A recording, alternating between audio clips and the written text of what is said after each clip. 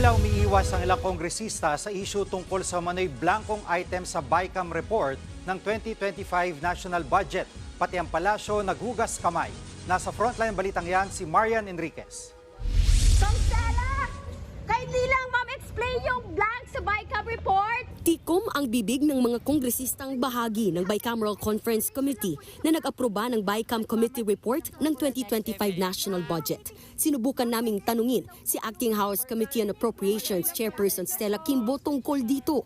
Pero Nagmamadali lang po Sorry. for the next event. Yeah, we ha? were waiting yesterday, ma'am. Ma'am, kindly explain daw po. pati ang kabibitiw lang na chairman ng Appropriations Committee na si Ako Bicol Party List Representative Zaldico, wala ring pahayag tungkol sa mga issue sa BICAM report. Giit ng Makabayan Bloc, kailangan ng magpaliwanag ng mga kapwa kongresistang miyembro ng BICAM. Hindi rin daw sila nakontento sa paliwanag ng Senado. Naunang sinabi ni Kabataan Party List Representative Raul Manuel at ACT Teachers Party List Representative Franz Castro na may mga blankong halaga sa natanggap nilang BICAM report na niratipikahan sa plenaryo. Kasi dapat yung ni-ratify, kumpleto na yun.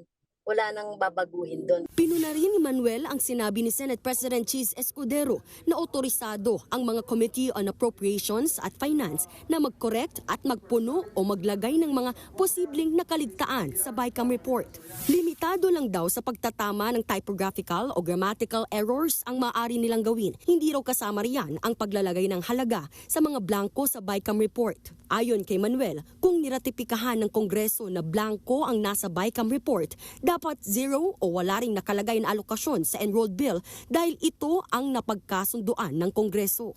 Ngayon, nagiging issue ito dahil bigla nagkaroon na ng amounts. No? Kasi kung papalampasin natin to, baka yung mga susunod na BICAM report, di pwede pala mas marami pa yung blanco.